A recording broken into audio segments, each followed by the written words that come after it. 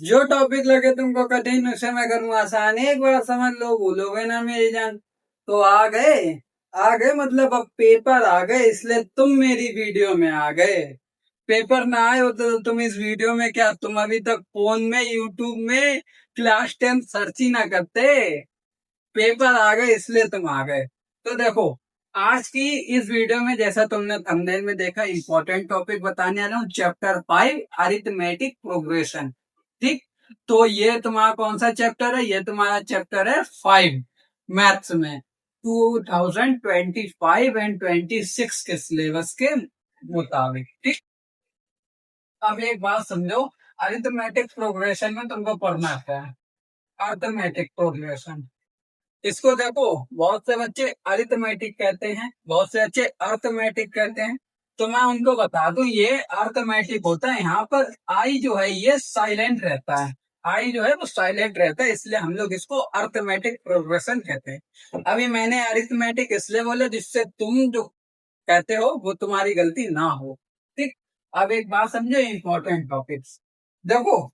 Important topics क्या है? पहले तो तुम इसका इंट्रोडक्शन समझो कि एपी, एपी की फुल फॉर्म यही है, अर्थमेटिक प्रोग्रेशन।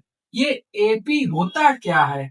मतलब तुम चैप्टर का पूरा एक इंट्रो ले लो कि चैप्टर के अंदर क्या होगा, चैप्टर कैसा है, क्या क्या पढ़ने को मिलेगा। इंट्रो में सब यही बताया जाता है। ठीक, अभी ये भी बताऊंगा, ये बताए कहाँ जाएंगे, मैं ही पढ़ाऊंगा। ठीक, अब ये समझो, सेकंड, एंथ, एंड एंथ मतलब एनवा, nth term of AP, nth, nth, nth term of AP. इसका क्या मतलब है?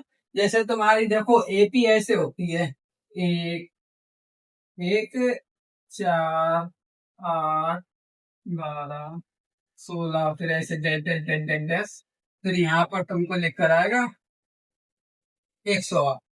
आप कहेंगे बताओ यहाँ पर एपी का जो है वो 108 कौन सा पद है, मतलब कौन सा टर्म है? 108वां जो है ये कौन सा टर्म है?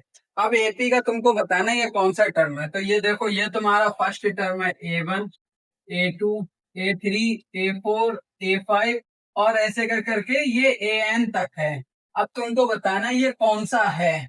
तो देखो, इसको तुम कैसे बताओगे? तुम्हारे पास फॉर्मूला होता है, A+N×D। तो A1 क्या है?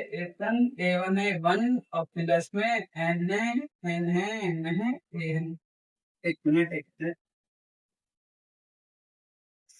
यहाँ पर अभी तुमको फॉर्मूले बेस में नहीं समझाऊंगा क्योंकि वीडियो लंबी हो जाएगी।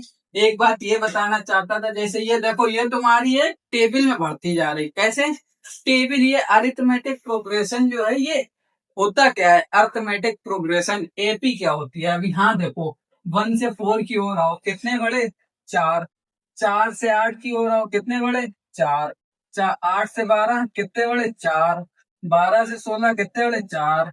तो ऐसे 4 4 4 4, मतलब जितने बढ़े उतने ही बढ़ते चले जाएं, ऐसे करके जो बनती है हमारे पास एक टर्म, उसी को हम लोग कहते हैं अर्थमेटिक प्रोग्रेशन। समझ रहे हो?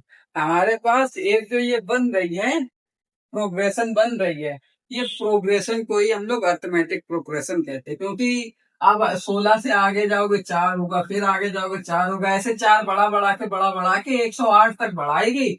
अब यही तुमको बतानी ये कौन सा टर्म है। ये तो तुम्हारा पहला, दूसरा, तीसरा, चौथा, पांचवा हो गया, ये कौन सा है?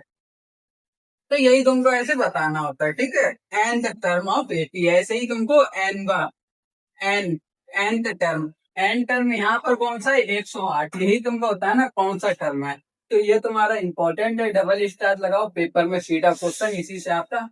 तीसरा है sum of first n term, and terms. अब तुमको ये बताना है टर्म्स के जो जोड़ है, मतलब ये जो तुम्हारे टर्म है इनके जो सम है वो तुमको बताने होते हैं, ये भी इंपॉर्टेंट, फर्स्ट एक स्टार लगाओ। और चौथा है डेरिवेशंस, डेरिवेशंस। ये देखो, ये तुम्हारा डेरिवेशन, अरे डेरिवेशंस है, ये तुम्हारा ऑप्शनल है, बट कॉन्सेप्ट के लिए ज्यादा पावरफुल है। तो मैं ये तुमको पढ़ाऊंगा क्योंकि कॉन्सेप्ट जो है तुम्हारा वो क्लियर रखना है, तो ये भी मैं तुमको पढ़ाऊंगा। और अभी तुमको नहीं समझ में आ रहा है ये क्या है, मैं पढ़ा दूंगा। फिफ्थ है आपका वर्ड प्रॉब्लम। वर्ड प्रॉब्लम इसमें भी है, ये आपकी इंपॉर्टेंट है। वर्ड प्रॉब्लम इससे आ सकती है 6 मार्क्स की। ओके, तो आप लोग ये याद रखना। अब एक बात तुम क्या समझे, ये 5 पॉइंट्स आपके इम्पोर्टेंट थे, और ये चैप्टर बता दूं कितने मार्क्स का है। ये चैप्टर आपका पेपर में 4 से 6 मार्क्स कैरी करता है। कैसे? या तो इससे आपका 2 MCQ बनेंगे, 2 MCQ बनेंगे, या और 2 नंबर का एक क्वेश्चन बन जाएगा। ऐसा होगा, ऐसा होगा। या फिर इससे क्या होगा, 4 नंबर का एक क्वेश्चन बन गया, तो इससे फिर MCQ 2 बनेंगे। MCQ कितने, 2 बनेंगे। ये मेरा थोड़ा मार्कर हल्का चल रहा है, तो यहाँ पर तुमको बता दूं 4 MCQ, अरे 4 नंबर का क्वेश्चन और 2 नंबर के MCQ बनेंगे। या फिर 2 नंबर के MCQ और 2 क्वेश्चन, 2 नंबर का एक क्वेश्चन, ठीक है। या फिर इससे ऐसा बनेगा, या फिर इससे ऐसा बनेगा, तुम्हारे जो 6 नंबर के क्वेश्चन होते हैं, 6 नंबर के, इनमें तुम्हें और एक ऑप्शन में एक और ऑप्शन मिलता है, अरे एक ऑप्शन में एक और तुमको मिलता है क्वेश्चन। तो तुम्हें 2 क्वेश्चन मिलते हैं, उनमें से एक करना होता है, तब तुमको 6 नंबर मिलते हैं।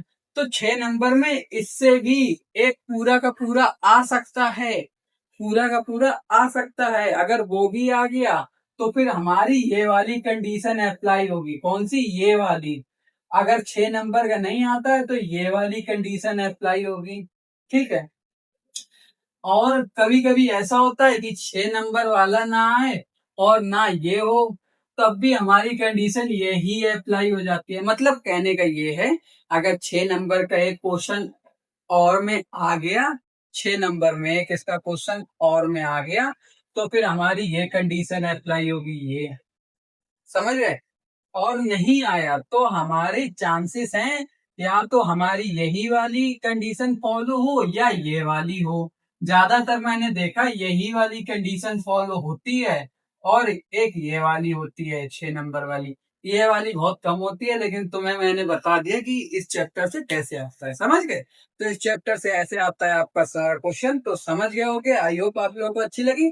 अब बता दूं, चैनल पर प्लेलिस्ट बनाई जाएंगी इस चैप्टर की। उस प्लेलिस्ट का नाम होगा arithmetic progression chapter 5 class 10 maths, ठीक। तो उस प्लेलिस्ट में जाना, सब वीडियोस आपको मिल जाएंगी वहां पर, जितने पार्ट्स बनेंगे। ओके, शायद बन भी चुके हो, चेक कर लेना चैनल पर।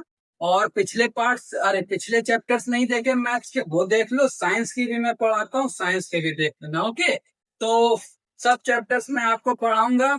मेरा मेरा एक वो है कि मैं या तो अक्टूबर तक खत्म कर दूं आपका पूरा सिलेबस, अक्टूबर या फिर नवंबर की शुरुआत में खत्म कर दूं, ठीक। तो इतनी जल्दी आपका सिलेबस खत्म हो जाएगा।